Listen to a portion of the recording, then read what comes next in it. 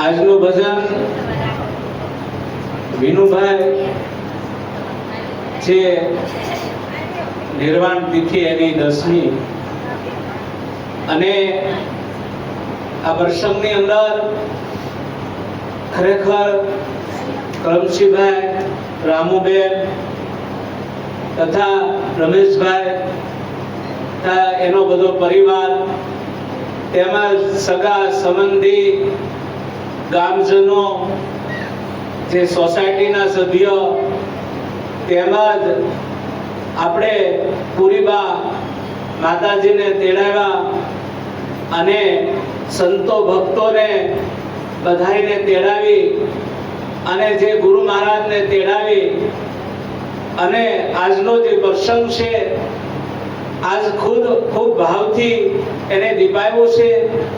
તો ખરેખર આવા ભાવથી, કારણ કે અમારે વિઠ્ઠલ મહારાજે જે કીધું બહુ વિચારવા જેવું છે.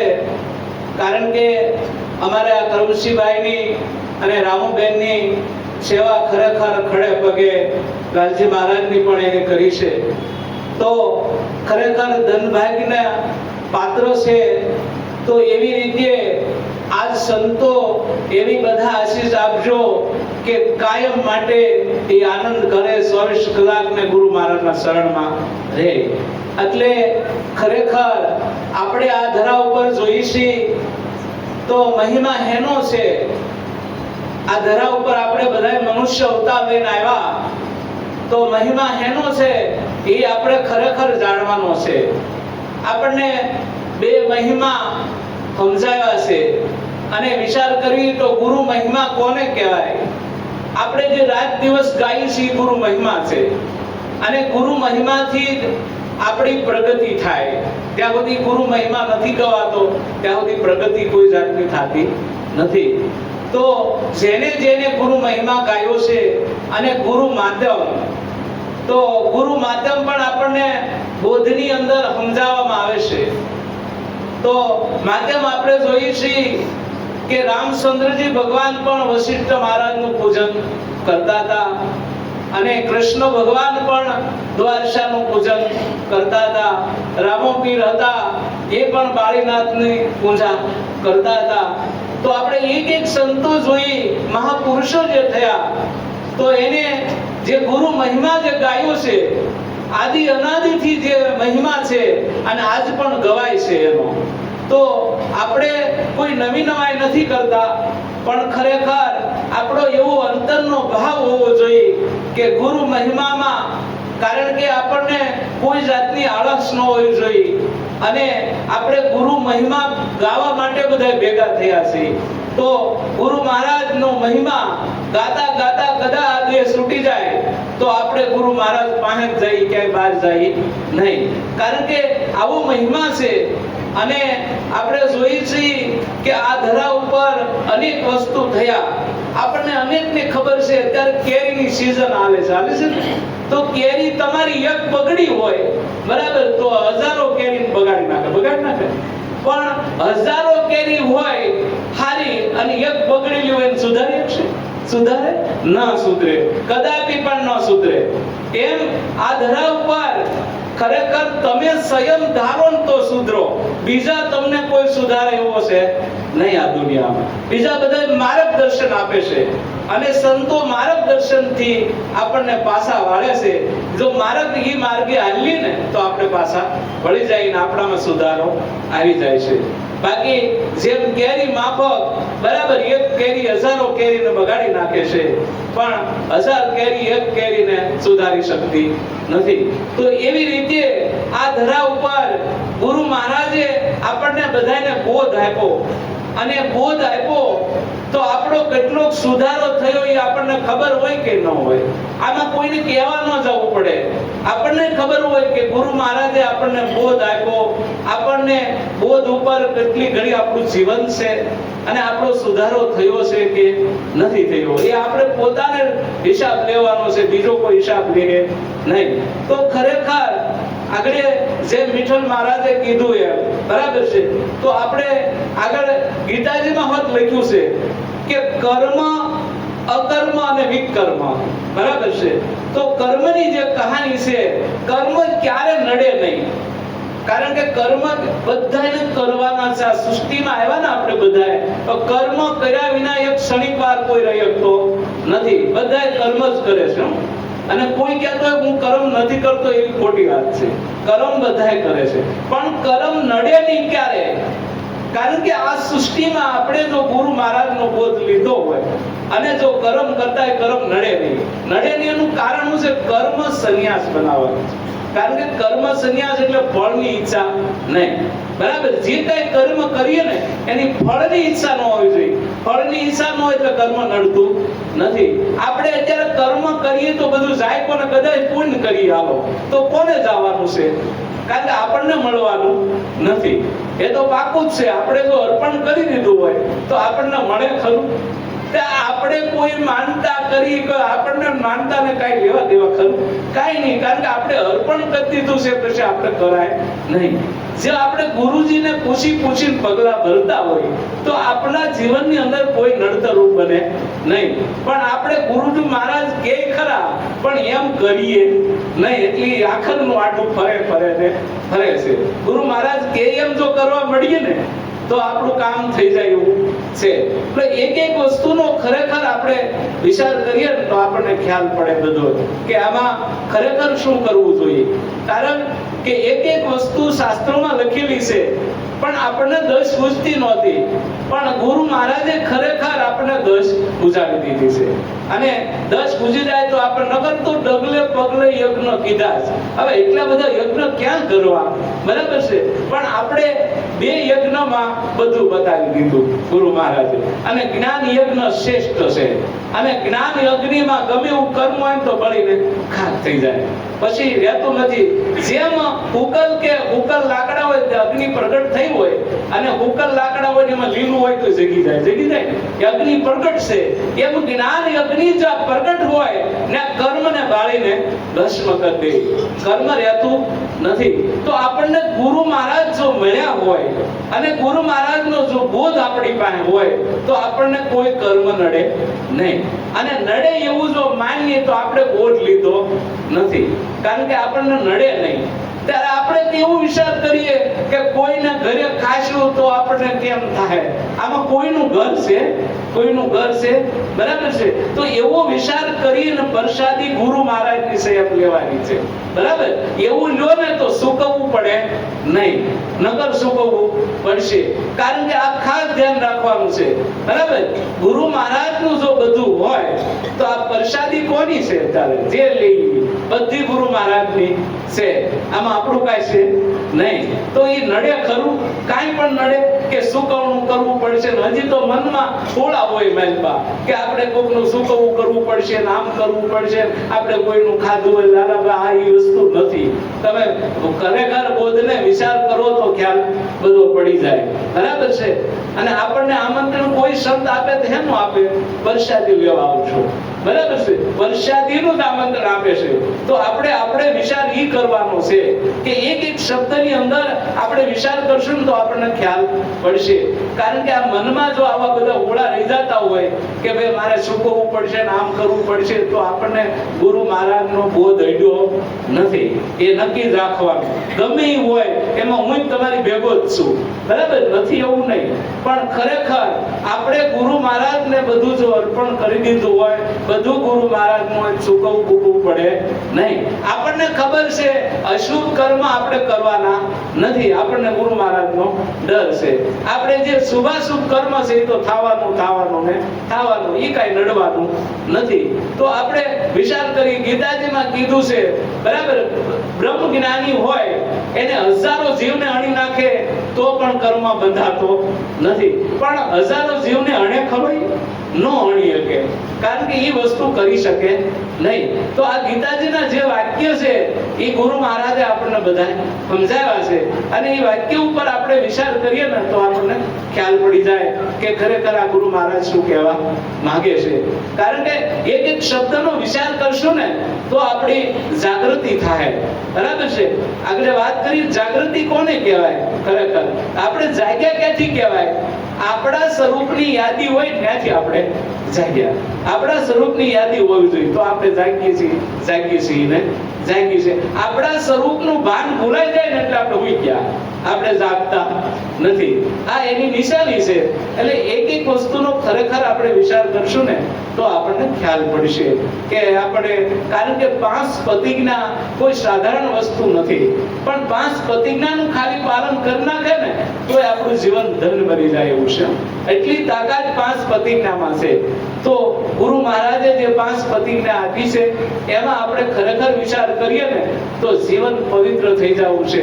બરાબર, લાલજી મહારાજે ચોખ્ખું લખી નાખ્યું, ઈશ્વર ઓળખવા હોય તો આવજો. કહું છું સહેલામાં સહેલો ઉપાય, પૂર્વના પાપ તારા પળમાં આવું, એથી દિલ પવિત્ર તારું થાય. ઈશ્વર ઓળખવા હોય તો આવજો કે, ઈશ્વર ઓળખવા હોય તો આવી જાજો કે. બરાબર, અને આપણે સ્પષ્ટ રીતે કહી દીધું. તો આપણે વિચાર એક કરવાનો છે, કારણ કે આમાં એને પ્રતિજ્ઞા લખી છે. બરાબર, મહારાજે, અને એ પ્રતિજ્ઞા પ્રમાણે જો આપણે જીવન જીવી જઈએ ખરેખર, અને પ્રતિજ્ઞા ખરેખર પૂરે માપે પાલન કરીએ એટલે ગુરુ મહારાજનો બોધ આપણને ખરેખર યાદી રહી જાય. પછી કોઈ યાદી જાતી નથી, કારણ કે કોઈ દી ન જાય યાદી. પણ આપણે કહેવત છે કે કારણ કે રેણી વિના રોગ જાહે નહીં.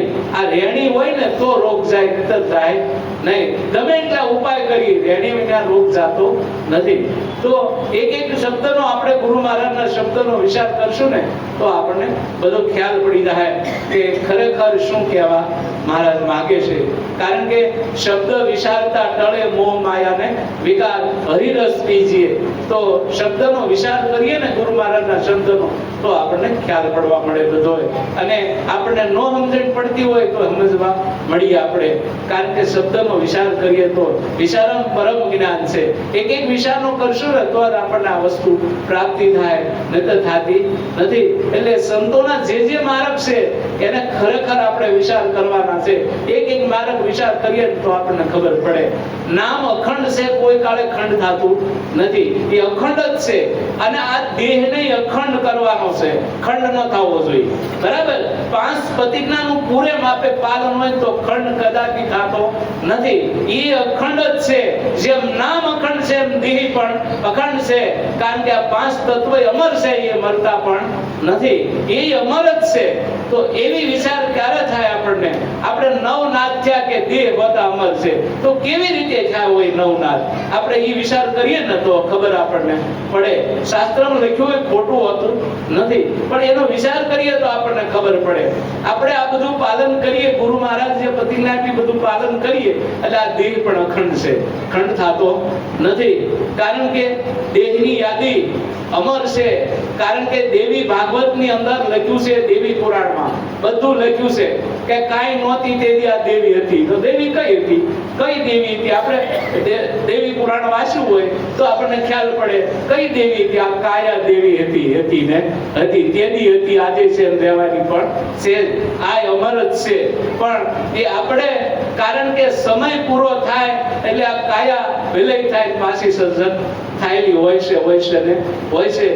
એવી રીતે ગુરુ મહારાજે, કારણ કે મહામંત્રની અંદર જે વસ્તુ આપણને આપી છે એનો વિચાર કરી, કારણ કે ગીતાજીમાં કૃષ્ણ ભગવાને કીધું, બરાબર છે, કે આ મેં સૂર્યને આપ્યો તો સૂર્યએ મનુને આપ્યો, મનુએ ઈશ્વાકુળને આપ્યો. આ પુરાણ વસ્તુ છે. હું આજે તને અર્જુન કહું છું કે પણ સમય કાળે આનો નાશ થઈ જાય છે. તો સમય કાળે આ લુપ્ત થઈ જાય મહામંત્ર, અને ખરે ટાણે પાછા સંતો ધરા ઉપર આવે અને પાછો એને તાજો કરાવે છે અને પાછી વસ્તુ એને આપે છે. ત્યારે પછી તાજો થાય છે, પછી એને આ વસ્તુની ખબર પડે છે. તો આપણે બધા જેને મહામંત્ર ન લીધો હોય અને લીધો હોય તો મહામંત્રની તાકાત કેટલી છે એ આપણે વિચાર કરીએ ને તો ખબર પડે. કારણ કે દેહનું પણ ભાન રહેતું નથી. આપણે એની યાદી હોય ને, યાદી જરે ને તારા દેહનું પણ ભાન રહેતું નથી. તો એટલો મંત્ર ઘૂંટો હોય જેને, બરાબર છે. મહારાજ ઘણી વાર કરતા કે મંત્ર સિદ્ધ કરજો. તો મંત્ર તો આપણને આપી દીધો, તો આપણે આ સિદ્ધમાં જો સિદ્ધ થઈ ગયો હોય, બરાબર, તો કદાપી જાય નહીં ને નહીં, આને સિદ્ધ કરવો પડે. બુટી બુટી સિદ્ધ એટલો કર્યો હોય કોઈ કાળે જાય નહીં, અને બધી યાદી મળે જરવા. તો બોધમાં એટલી બધી તાકાત છે, કારણ કે જલમ મરણ જો મટાડી દેતો હોય બોધ, બરાબર છે, મહામંત્ર, અને ઈશ્વરની ઓળખાણ કરાવી દે, ભગવાનની કરાવી દે, આત્માની કરાવી દે, બરાબર છે, પૂર્વની જે પરમાત્મા બોલતો તો એની પણ ઓળખાણ કરાવી દીધી. તો આ મંત્રમાં કેટલી તાકાત હશે. તો આપણે એવું વિચાર કરીએ ને તો આપણને ખ્યાલ પડે કે આ કેટલી તાકાત વાળો મંત્ર છે. તો ખરેખર આને 5 મિનિટ 10 મિનિટ જ્યારે સમય મળે ત્યારે આને ઘૂંટવો પડે, અને ઘૂંટીએ ને તો મંત્ર સિદ્ધ થાય ને થાય, એમાં કોઈ શંકા ને થાન નથી. જેને જેને મંત્ર સિદ્ધ કર્યો છે, બરાબર, એનું સિદ્ધ ચોટી ગયેલું છે, પછી સિદ્ધ ઉખડે નહીં. સિદ્ધમાં ચેતન આવ્યું ત્યારે વિવેકને આવ્યું, ત્યારે ભાવી જાય અને વિવેકથી પછી વર્તન મળે બધું થવા. તો આ સંતોનો જે માર્ગદર્શન છે, આપણે ખરેખર વિચાર કરીએ ને તો આપણને ખ્યાલ પડી જાય કે આ વસ્તુ ખરેખર શું છે, બરાબર છે. એ વસ્તુ છે આપે વિશ્વ ઠેરાયા શબ્દ છે, આપે વિશ્વ ઠેરાયા, આપે વિશ્વ ઠેરાયા શબ્દ છે, આપે વિશ્વ ઠેરાયા.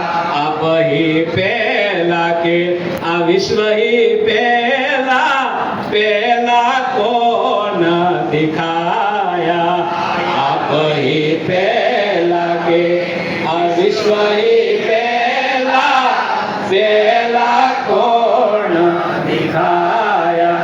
આપ વિના વિશ્વ કહાં સે, આપ વિના વિશ્વ કહાં સે, कहने वाला कौन आया शब्द से, आपे विश्व ठहराया.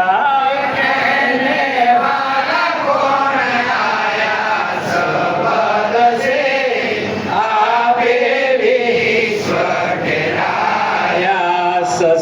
સસરાસરમાં આપ હી વ્યાપક અગમય ઘોષ રખાયા. સસરાસરમાં આપ હી વ્યાપક અગમય ઘોષ રખાયા. દ્રષ્ટે તો કોઈને ન આવે, દ્રષ્ટે તો કોઈને ન આવે, એવી રસી છે તે માયા શબ્દ છે, આપે વિશ્વ ઠેરાયા. એવી રસી છે તે માયા શબ્દ છે, આપે વિશ્વ ઠેરાયા. જ્યાં જોઉં ત્યાં આપના જેવા સામાન નજરે આયા. જ્યાં જોઉં ત્યાં આપના જેવા સામાન નજરે આયા. સંત મળે તો સંતના જેવા, સંત મળે તો સંતના જેવા, જૂઠાએ જગભર માયા શબ્દ છે, આપે વિશ્વ ઠેરાયા. જૂઠાએ જગભર માયા શબ્દ છે, આપે વિશ્વ ઠેરાયા. નયને નિરખી નિશ્ચય કિયા જબ સત્ય સ્વરૂપ દિખાયા. નયને નિરખી નિશ્ચય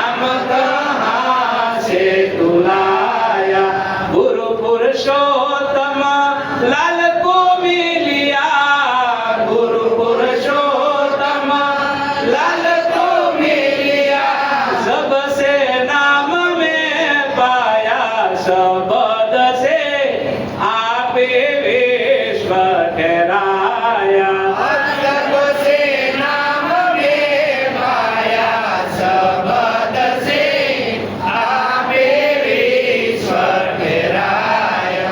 जो लालजी महाराजे કહી દીધું આપે વિશ્વ ઠેરાયા શબ્દ છે આપ વિશ્વ એક શબ્દથી બધું ઠેરાઈ ગયું કારણ કે એક શબ્દ ગુરુદેવ કા તાકા અનંત વિચાર થકે મુનિજન પંડિતા જાકો વેદનો પામ્યો એનો પાર એક શબ્દ છે એવો કે બધું ઠેરાઈ ગયું આ આકાશ અવડું છે પણ એક શબ્દમાં ઠેરાઈ ગયું આ પૃથ્વી પણ એક શબ્દમાં ઠેરાઈ ગયું તો એમ ખરેખર આ કાયા પણ એક શબ્દમાં ઠેરાઈ ગયું કારણ કે આ શબ્દ ગુરુ મહારાજનો હતો આપે વિશ્વ ઠેરાયા શબ્દ છે આપ વિશ્વ આપ ही પહેલા કે વિશ્વ ही પહેલા પહેલા કોણ દેખાયા બરાબર આ વિશ્વ હતું એવું કહેવા વાળો કોણ આવ્યો બરાબર આપ જ નહોતું તો આ વિશ્વ ક્યાંથી હોય આપ હતા તે આ વિશ્વ છે નહીતર છે નહીં તો ઘણીવાર મહારાજ કહેતા આ વિશ્વ રચ્યું કોણે રચેતા કોણ છે આ આપણે કોઈ દી વિચાર કર્યો આનો રચેતા કોણ છે કારણ કે કોઈ કે બ્રહ્મ છે કોઈ કે પરમાત્મા છે